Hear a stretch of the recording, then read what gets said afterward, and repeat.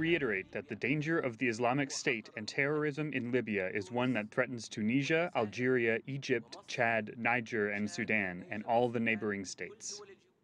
Welcome back. We're talking about instability in Libya and the future of the country. Still with us to discuss this is Manor Omar, Associate Vice President for the Middle East and Africa Center at the United States Institute of Peace. And from California, Omar Turbi, he is a Libyan activist and political analyst, and Hafed al-Ghwell, a non-resident senior fellow at the Atlantic Council's Rafik Hariri Center for the Middle East. Thanks for staying with us, all of us. Let's go back to California. And Omar, we heard there about the regional implications of the Libyan crisis. And we've got this arc of instability from Tunisia all the way into the Middle East in Syria.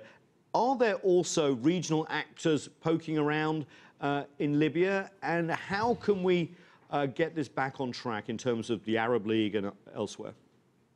Yeah, okay. I appreciate you giving me the chance to cover this.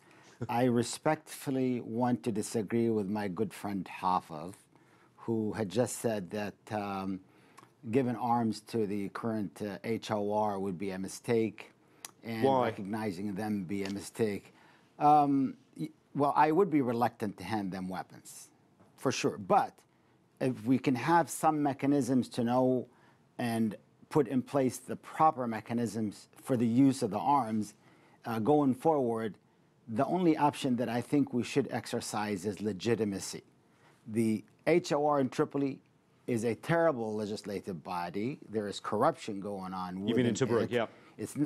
Yeah, and they're not operating as a congressional entity that is conducting the affairs of the country in the right manner because they haven't had the experience. They haven't had that sounds like an organisation you don't want to give weapons to, but you're saying you want to give weapons to them. No, wait. Let's stop for a second. Now, what is the alternative?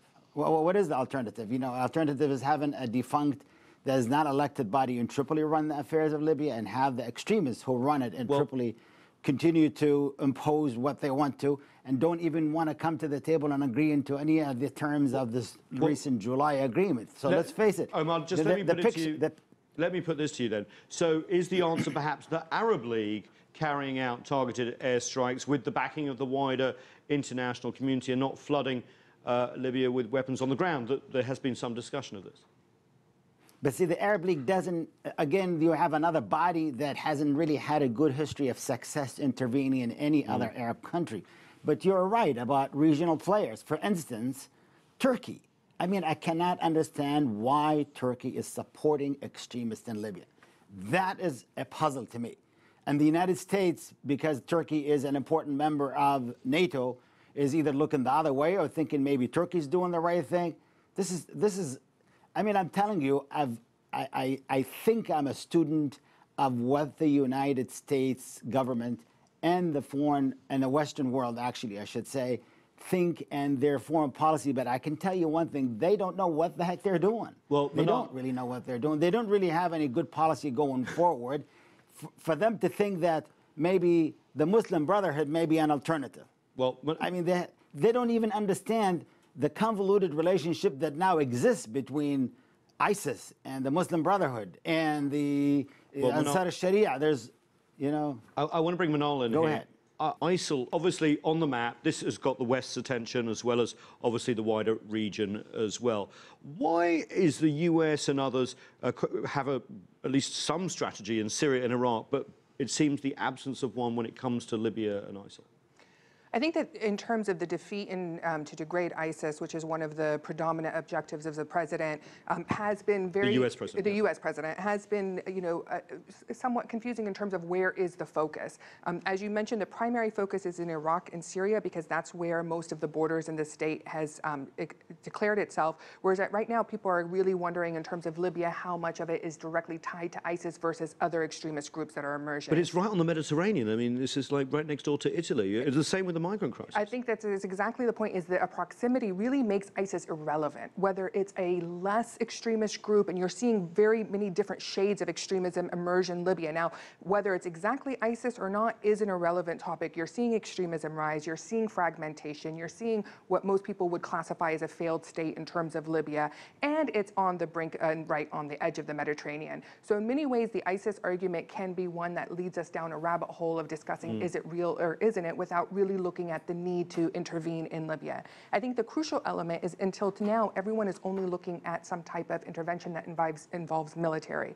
If there is a lesson learned from Iraq and from Afghanistan, is that military solutions only lead to more violence, and that there is real non-violent means to be able to stabilize a country, which the talks in Libya have demonstrated and need much more further investment. We keep talking about the failure, but we always forget that there's many false starts when you're looking at these type of negotiations and dialogues. So obviously the threat is to the wider region, Hafed, and of course the world when we talk about ISIL as well. So how do we tackle that?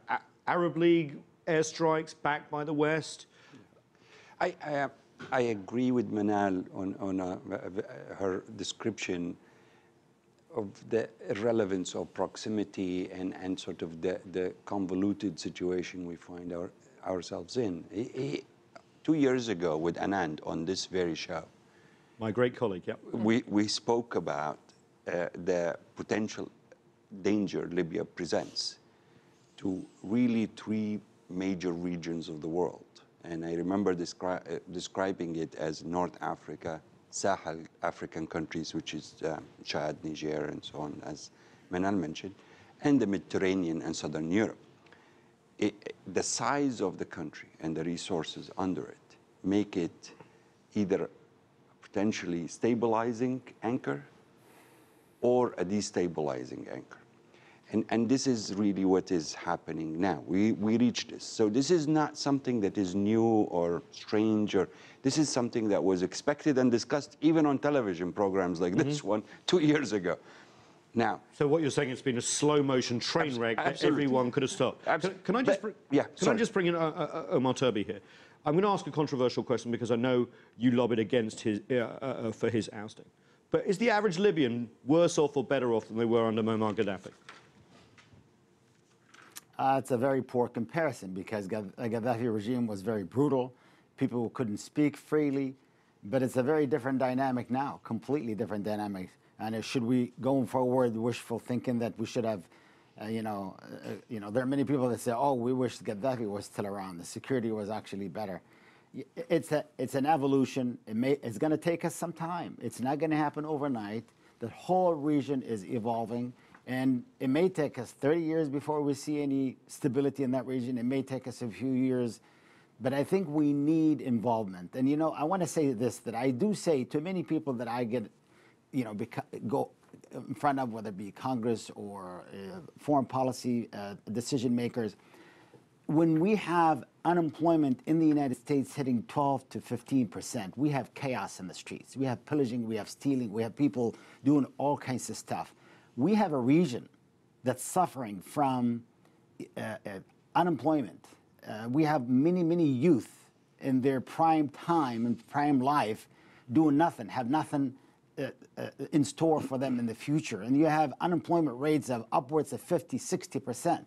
We need a gigantic Marshall Plan in the whole entire region that actually takes the youth off the streets from holding guns to getting gainful employment, to working very hard and getting some vocational training for all these people. It may take some time. I'm glad you said that, because I want to bring in Manor here on the migration crisis, because that got Europe's attention, and Libya is one of them. Could the silver lining be, and I know there's been a lot of discussion about this in European capitals and beyond, that they need to stop the flow at source, i.e. exactly what Omar was saying, is invest in these countries so that there isn't mass unemployment, so there isn't mass migration to a potentially better future. But do you see any of that happening? I think that there's definitely a conversation that's happening way beyond the migration, just in terms of the humanitarian response to Syria, to Libya. We're seeing a complete failed ability for the international community to respond through humanitarian, or as you mentioned, in terms of the refugees and the IDPs, the internally displaced populations.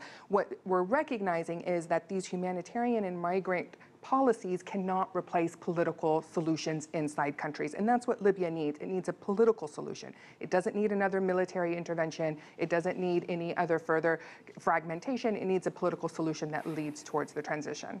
Hafed?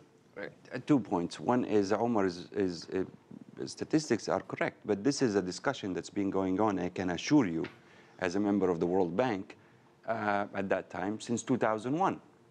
This discussion of youth unemployment, its potential impact politically, and so on. So yes, the Arab Development Report had suggested that. And the World Bank reports of 2002 and so on. This is a long discussion. I don't see it translating into any real action on the ground. If Europe is going to intervene, as all these countries, like the United States, is going to take the narrow view of its own particular interest, usually military, and that's the end of it. The world is not structured. The UN systems, the international community is not structured to deal with countries on the basis of what's good for them. Right. Last word to Omar Turbi, because Libya has a lot of oil. It has the potential to fund its own development. Can you see that happening? Can I see that happening? Yeah. You know, Libya as a country is not, it's perceived as having a lot of reserves, of 38 billion barrels under its, under its ground, but it's not a wealthy country. Now it's actually has debt to the outside world, depleting its assets outside. Even at the best times when oil was at $100 per barrel, shipping maybe 1 million barrels per day, Libya still has deficits to meet the most minimum infrastructure requirements. So to say Libya could be a force in changing the outside world or the inside world is a misnomer. Libya has no debts. Let's be very clear to the international, to outside. Libya's major problem has been... I disagree with you. Libya does have debts. There is nothing in literature or documented, Omar, so if you have it, please bring it out. I can tell you from the World Bank, there's nothing that Libya has. But what I'm saying is it has consistently mismanaged its wealth, and corruption is at an incredible levels in the country. Worse than anywhere else in the world.